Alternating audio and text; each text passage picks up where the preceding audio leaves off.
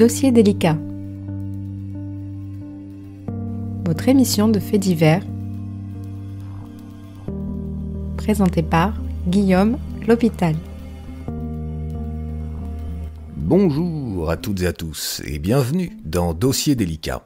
Aujourd'hui, je vais vous parler de Albert Spaggiari, connu pour avoir été le cerveau autoproclamé du casse du siècle survenu à la Société Générale de Nice en juillet 1976.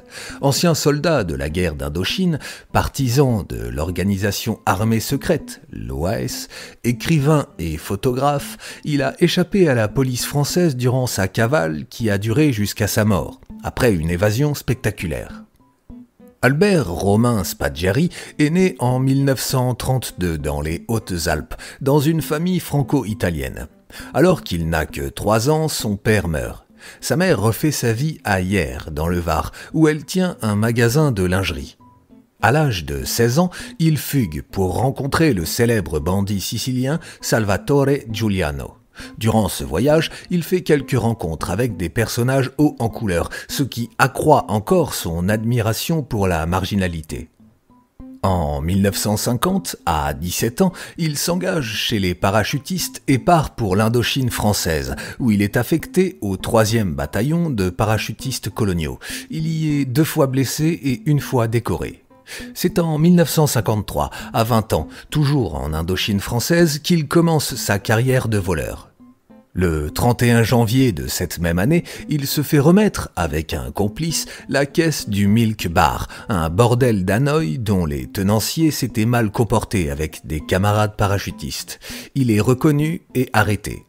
L'année suivante, le 17 août 1954, il est condamné à 5 ans de travaux forcés et 20 ans d'interdiction de séjour en Indochine. En novembre de la même année, il quitte l'Indochine pour la France où il rejoint Marseille et la prison des Baumettes. Pendant son séjour carcéral, il prend des cours de chaudronnerie et de soudure. 3 ans plus tard, en 1957, après 2 remises de peine, il est libéré et s'installe à Hyères, où il rencontre sa première femme, Aoudi, une infirmière qu'il épouse civilement le 27 janvier 1959. Albert trouve un travail à la société Fichet-Bosch, fabricant de coffres-forts. Celle-ci se trouve à Dakar, au Sénégal. Selon Spaggiari, il y fabrique des meubles métalliques et parfois ouvre les coffres à la perceuse ou au chalumeau pour les clients qui ont perdu les clés. Albert reste dans cette ville jusqu'en mars 1960, puis il regagne la France en compagnie de son épouse. 1 an plus tard, il est chargé, selon ses dires, d'abattre le général de Gaulle, mais reçoit un ordre d'annulation au dernier moment. Il qualifie cette tentative avortée de plus grande déception de sa vie. Le 27 février 1962, il est arrêté à Villefranche-sur-Mer, dans les Alpes-Maritimes, dans une imprimerie clandestine de tracts pour l'OAS. Ses compagnons s'en sortent avec des peines avec sursis, mais Spaggiari est condamné à 4 ans de prison ferme, des armes et des munitions ayant été trouvées à son domicile. Il est incarcéré de nouveau à la prison des Baumettes. Il en sort en 1965 et s'installe dans l'arrière-pays niçois. Il commence alors à militer dans les rangs nationalistes. Il ouvre un magasin de photos à Nice, dans le quartier Ferber, en 1968. De ce fait, il travaille beaucoup avec la mairie pour les photos de mariage, ce qui explique certains de ses contacts avec les élus locaux. Spaggiari mène une vie calme, travaillant à son studio de photographie du 56 boulevard René Cassin. Il vit dans une bergerie isolée dans les collines niçoises. La bergerie est baptisée les oies sauvages, les S de la pancarte rappelant volontairement le symbole des SS, en l'honneur du chant de la Légion étrangère. L'idée de s'attaquer à la Société Générale de Nice lui vient des romans à suspense qu'il dévore à cette époque, et notamment de Tous à l'égout de Robert Pollock, qui décrit le cambriolage d'une banque dans laquelle les malfaiteurs s'introduisent en empruntant les égouts. Un ami, conseiller municipal et employé à la Banque Générale, lui apprend que la salle des coffres de l'agence de Nice, située avenue Jean Médecin, est dépourvue de système d'alarme, ses murs en béton d'1,80 m d'épaisseur étant censés être suffisamment protecteurs. Spaggiari se prend alors à rêver à un cambriolage de l'agence qui emprunterait les égouts de la ville. 2 ans avant le cambriolage, pour évaluer le caractère réalisable de son projet, il loue un coffre à la fameuse Société Générale, dans lequel il place un réveil, qu'il règle pour sonner la nuit. Le but de la manœuvre vise à s'assurer de l'absence de système de détection sismique ou acoustique à l'intérieur de la salle des coffres. Dans le même temps, il commence une exploration minutieuse des égouts en empruntant l'entrée située en amont de la partie couverte du fleuve Paillon, départ sous le palais des expositions de Nice, qui rejoint, après 2 km, les égouts de la ville. Spaggiari décide alors de constituer une équipe pour mener le casse. Il se met en contact avec 2 malfrats, Albert Bournat et Francis Pellegrin, qu'il charge de recruter une équipe dans le milieu marseillais, dominé alors par le fameux parrain de la ville phocéenne, Tani Zampa.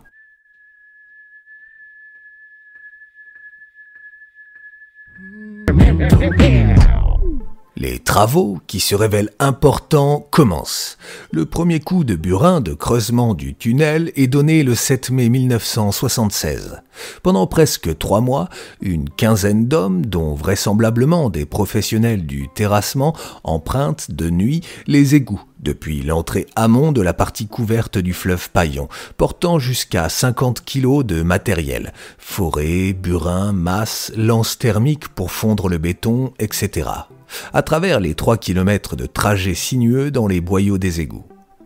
Les travaux, réalisés entièrement à la main afin de rester discrets, sont très difficiles, les ouvriers passant parfois plusieurs nuits à essayer d'entamer la même pierre. 2 mois plus tard, le vendredi 9 juillet 1976, Valéry Giscard d'Estaing, alors président de la République, est en visite à Nice. L'important dispositif policier force Spaggiari à interrompre les travaux pour quelques jours, et cela 1 semaine avant la date qui est prévue pour le casse, avec, de plus, le risque que les services de sécurité du président inspectent les égouts sur le passage du cortège présidentiel. Lorsqu'enfin les travaux se terminent, Albert Spaggiari fixe le week-end des 17 et 18 juillet 1976 pour donner l'assaut final au coffre. À 21h, le vendredi 16 juillet, le dernier morceau de mur menant dans la salle des coffres tombe. Le vérin est utilisé pour renverser le coffre qui s'appuyait sur le mur qui venait juste d'être percé. L'équipe de 13 hommes, qui campe tout le week-end dans la salle des coffres, ouvre en 2 jours et 3 nuits 371 coffres, sur un total de 4000, beaucoup moins que prévu tant ils résistent aux chalumeaux ou aux pieds de biche. Le butin est évalué à 50 millions de francs, l'équivalent de 40 millions d'euros aujourd'hui.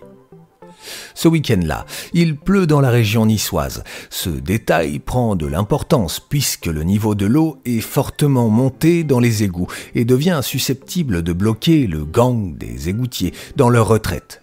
Albert Spaggiari, qui ne veut pas prendre de risques inutiles, entame l'évacuation de la salle des coffres le dimanche 18 juillet vers 2 h du matin. Il avoue plus tard qu'il aurait voulu bénéficier de 3 heures de plus et que cette retraite anticipée lui a laissé un goût d'inachevé. L'équipe, avant de partir, prend le soin d'effacer toutes les empreintes et ne laisse qu'un maigre indice qui n'aide pas la police. Le message inscrit sur le mur du coffre par Spaggiari, « Ni armes, ni violence et sans haine », dont toute la bande repassera à la craie chacune des lettres, histoire d'empêcher une éventuelle recherche graphologique. Néanmoins, de ce message insolite, la police déduit qu'il ne s'agit pas de pratiques habituelles des voyous du milieu traditionnel. La phrase n'avait, selon un des braqueurs, Jacques Cassandri, dit Amigo, et contrairement à ce qu'a raconté Spaggiari, aucune connotation idéologique. De nombreux allers-retours et près de 3 heures de travail et de trajet dans les égouts sont nécessaires pour sortir tout le butin à la surface avant le lever du jour, le lundi 19 juillet 1976. Un 4x4 Land Rover a été placé par un complice sur la berge de la partie couverte du Paillon, espace utilisé comme voie d'entrée et de sortie des égouts. Il est chargé avec les 50 millions de francs du butin, qui est partagé dans la journée par les complices dans une villa de l'arrière-pays niçois. Le soir du casse, Albert Spaggiari se réfugie chez sa compagne Emilia De Sacco, qui lui offre le gîte. Dans un premier temps, la police piétinera dans l'enquête, faute d'indices. Le message laissé par Spaggiari sur les coffres de la Société Générale n'est pas pour les aider, tant il reflète mal l'état d'esprit normal du genre de bandit qui réussit ainsi un gros coup dans une banque à l'époque. Spaggiari part d'abord en cavale aux États-Unis, quelques jours après le casse, mais il trépigne et se trouve en mal de reconnaissance. Il va ainsi commettre sa première imprudence. À Washington, il propose ses services à la CIA pour, par exemple, forcer des ambassades en se présentant comme le cerveau du casse du siècle de Nice, sous le surnom de Burt. La CIA alerte la police française par téléx. La police recoupe le casse avec les informations d'un indique annonçant qu'une équipe s'apprêtait à faire un gros coup sur la région. Quelques semaines avant le casse, la gendarmerie de Plan du Var a effectivement appréhendé, sur les informations de cet indique, plusieurs individus suspects qui attendaient devant l'entrée d'une villa à Castagnier, mais n'a pu procéder à aucune interpellation, faute de preuves. La police procède donc à une perquisition dans la dite villa et y trouve des armes ainsi que des bottes portant de la terre qui, analysée, s'avérera être la même que celle qui se trouve dans les égouts. Le quartier général de Spaggiari et de ses complices pendant les travaux vient d'être découvert. Un peu plus tard, la police arrête Francis Pellegrin et Alain Bournat, alors qu'ils missionnent un pigeon pour tenter de négocier, à l'agence du Crédit Agricole de Roquefort-les-Pins, des lingots numérotés provenant du casse. Les deux malfrats avouent rapidement et dénoncent Spaggiari comme étant le cerveau du casse. La police reste incrédule, car Spaggiari, qui n'est pas connu des services de police, n'a apparemment pas la carrure pour commander ses complices marseillais qui relèvent, eux, du grand banditisme. Spaggiari, qui ignore avoir été dénoncé, se trouve, en tant que photographe de la ville, dans un voyage au Japon organisé par Jacques Médecin, alors maire de Nice. Il est arrêté à son retour du Japon le 27 octobre 1976 à l'aéroport de Nice et incarcéré à la prison locale. La police perquisitionne la bergerie de Bézaudun-les-Alpes, où il vit avec sa femme, et y trouve, grâce à un détecteur de métaux sous un tas de fumier dans le poulailler, plusieurs armes de guerre, 4 pistolets automatiques, un fusil mitrailleur, des chargeurs et des munitions, des grenades, des détonateurs et 11 pains d'explosifs. Il nie les faits dans un premier temps, avant de les reconnaître enfin et après avoir insisté pour les avouer uniquement en présence d'un représentant officiel, en l'occurrence un des plus importants policiers de France, Honoré Gévaudan, directeur adjoint de la police judiciaire. Pour le faire parler, Gévaudan se sert des convictions politiques anticommunistes de Spaggiari. Il lui fait valoir l'impact désastreux du cambriolage de Nice sur le ministre de l'Intérieur et le gouvernement et le risque de victoire de l'Union de la gauche aux élections suivantes. Spaggiari cède et avoue avoir été l'instigateur du casse. Il donne de nombreux détails mais ne livre pas le nom de ses complices. Il choisit pour sa défense maître Jacques Perrat, membre du Front National, et plus tard maire de Nice. Selon ses dires de l'époque, le casse aurait été destiné à financer une organisation politique secrète d'extrême droite italienne qu'il voulait créer, la Catena, chaîne en italien, et dont le but était de contrer les attaques de l'extrême gauche italienne de l'époque. Spaggiari est incarcéré à la prison de Nice en attendant son procès. Cela fait 5 mois déjà qu'il est en prison quand il confie à son avocat son intention de s'évader. Celui-ci tente en vain de l'en dissuader. Ses copains d'Indochine et de l'OAS, Robert Desroches et Michel Bruzo, avec qui il a conclu un pacte, décident de le faire évader en prenant la solution la moins risquée. Celle-ci consiste à intervenir alors qu'il se trouvera dans le bureau du juge d'instruction Richard Boisis, au palais de justice de Nice. Pour cela, Robert Desroches transmet un croquis de l'évasion à Spaggiari en prison. Il y représente un individu en train de sauter par la fenêtre du bureau du juge au palais de justice, en s'aidant d'une gouttière. Le 10 mars 1977, Albert Spaggiari, Desroches et Bruzo mettent à exécution le plan d'évasion. À 15 heures, Spaggiari, fébrile en présence de son avocat, demande d'abord au juge de faire sortir du bureau son escorte, sous prétexte de révélations à faire concernant des individus haut placés de la politique locale, ce que fait Richard Boisis. Spaggiari fournit alors au juge qu'il entend 3 dessins représentant un plan d'accès au tunnel des coffres sur 3 feuilles, en les présentant comme une preuve. Le juge les examine alors mais semble ne pas comprendre les croquis. Spaggiari se lève donc en prétextant vouloir expliquer plus en détail au magistrat les documents qu'il lui a remis.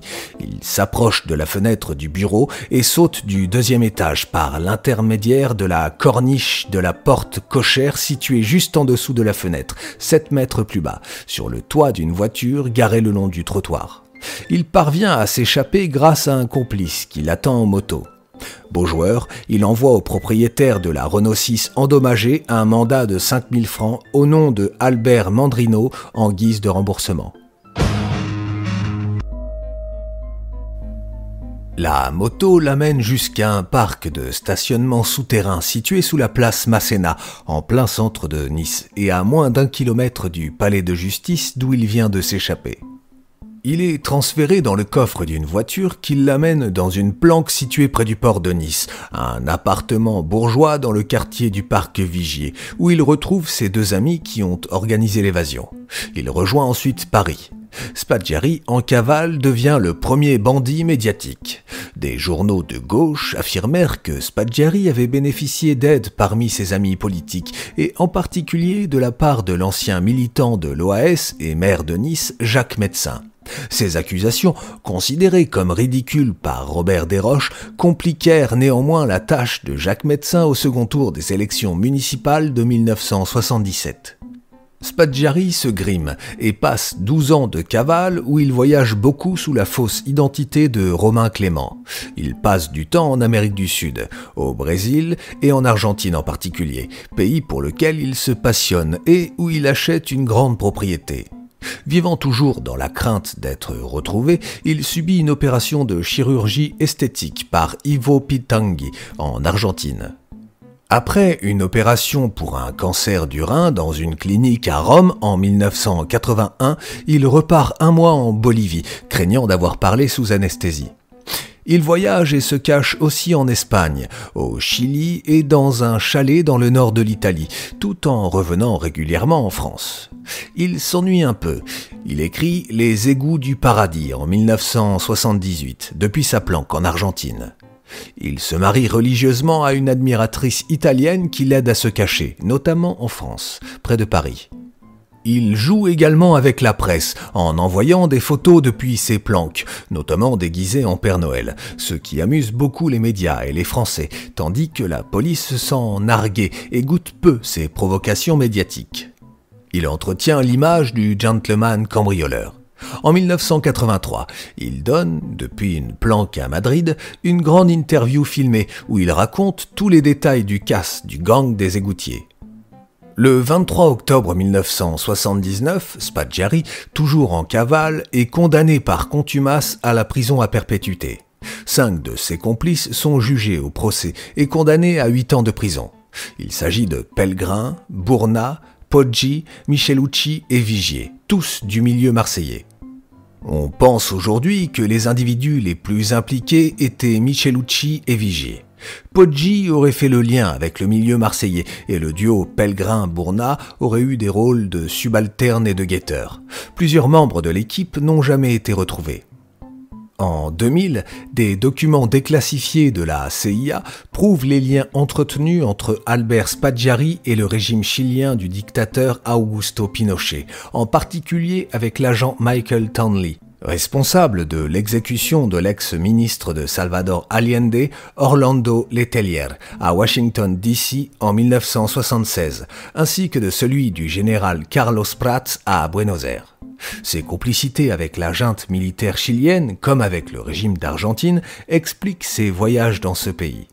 Alors qu'il est ruiné, la presse s'est lassée de ses fanfaronnades, et ses dernières prestations médiatiques sont considérées comme pathétiques.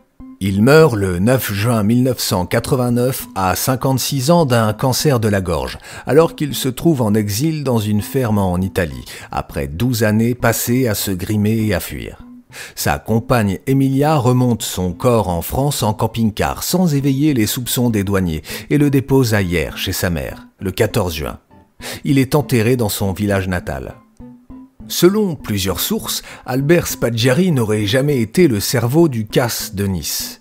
En 2007, Thierry Colombier, spécialiste du crime organisé en France et de la French Connection, l'écrit dans Beau Voyou. En 2010, Jacques Cassandry, alias Amigo, un ancien de la French Connection, affirme dans son livre La vérité sur le casse de Nice que Spaggiari n'a jamais été le cerveau et se revendique comme étant celui-ci. Il écrit « On savait que Spaggiari ne nous dénoncerait pas. Il avait un sentiment exacerbé de l'honneur, et puis il était évident qu'il ne pouvait pas dire la vérité. Il aurait alors perdu son statut de vedette. » Ces révélations déclenchent une enquête menée par le juge d'instruction marseillais Charles Duchesne. Lors de son procès en février 2018, Cassandry revient sur ces révélations en plaidant la fanfaronnerie mal placée. « Je sais que je vais passer pour un comique, mais c'est uniquement un roman. Je n'ai pas du tout participé au casse de la Société Générale. » Il est en effet poursuivi, entre autres incriminations, pour le blanchiment du produit du casse, délit qui n'est pas prescrit à la date de ces révélations. Une enquête patrimoniale a révélé l'acquisition massive de biens immobiliers, outre les investissements dans des fonds de commerce totalement incompatibles avec les ressources déclarées. Terrains et maisons en Corse, une autre en Savoie, visons et bijoux, lingots d'or, la fortune de Jacques Cassandry et de sa famille apparaît puiser son origine occulte dans le butin du casse de Nice, conclut le juge d'instruction. Cependant, le procureur ne retient pas le délit de blanchiment. Il dit « Il m'est impossible de relier les sommes de ce vol aggravé aux sommes retrouvées. » Jacques Cassandry meurt en réanimation du Covid-19 le 20 janvier 2022. Cerveau ou non de ce casse du siècle, Albert Spaggiari restera à jamais associé à ce cambriolage. Personnage loufoque, amuseur de galeries, il possédait énormément de zones troubles. Ses accointances avec le fascisme italien, ses relations avec l'entourage de Pinochet, etc. Ce type, qui aimait tant avoir le projecteur de la caméra braqué sur lui, devait quand même arranger certaines personnes qui pouvaient rester dans son ombre. Je me suis servi de l'outil Internet pour concevoir cette chronique. J'espère qu'elle vous aura plu. Je vous souhaite une très belle semaine et je vous dis à lundi prochain.